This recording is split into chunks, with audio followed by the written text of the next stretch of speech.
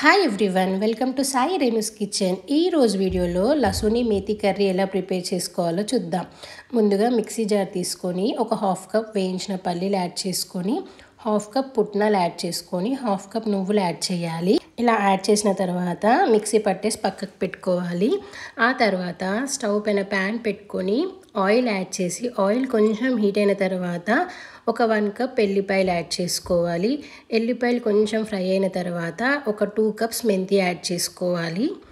ఇలా మెంతి కూడా యాడ్ చేసిన తర్వాత కొంచెం దగ్గరికి రావాలి, ఫ్రై అవ్వాలి. ఆ తర్వాత చిటికెడు షుగర్ యాడ్ చేసుకొని, చిటికెడు ఉప్పు కూడా యాడ్ చేసుకోవాలి.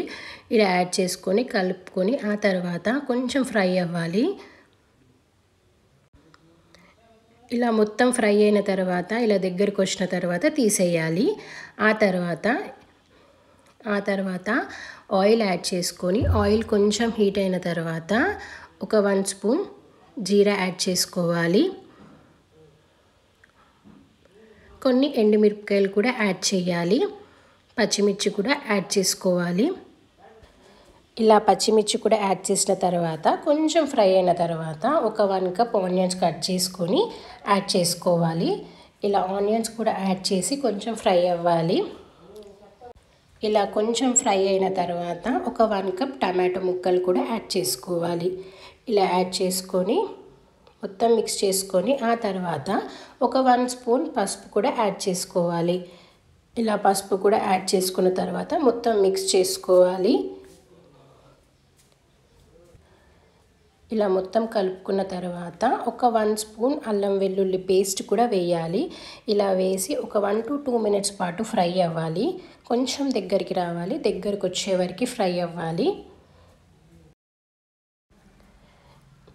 ఇలా కొంచెం ఫ్రై అయిన తర్వాత దగ్గరికి వచ్చిన తర్వాత ఇందాక గ్రైండ్ చేసుకున్న పల్లీలు, పుట్నాలు, నువ్వుల పొడి ఉంది కదా, అది మొత్తం యాడ్ చేసుకోవాలి.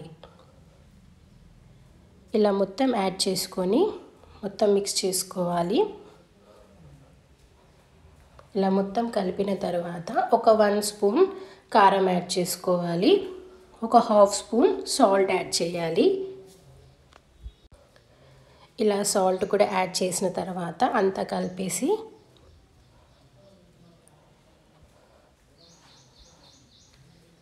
ఇలా మొత్తం మిక్స్ చేసుకున్న తర్వాత ఒక 1 స్పూన్ ధనియా జీరా పౌడర్ కూడా యాడ్ చేయాలి.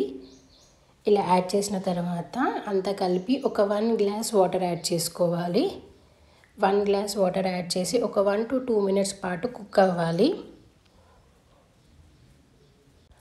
ఒక 1 to 2 మినిట్స్ కుక్ అయిన తర్వాత నూనె పైకి తేలేంత వరకు కుక్ అవ్వాలి.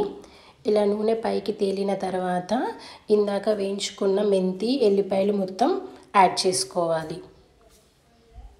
ఇలా యాడ్ చేసిన తర్వాత మొత్తం మిక్స్ చేసి కొంచెం ఒక 2 to 3 మినిట్స్ వరకు ఫ్రై అవ్వాలి. కొంచెం నూనె పైకి తేలే వరకు ఉంచాలి. అంతేనండి, చాలా టేస్టీగా ఈజీగా లసుని మేతి కర్రీ రెడీ. మీకు ఈ ప్రాసెస్లో నచ్చినట్లయితే ట్రై చేయండి. అలాగే వీడియో నచ్చినట్లయితే లైక్, షేర్, సబ్స్క్రైబ్.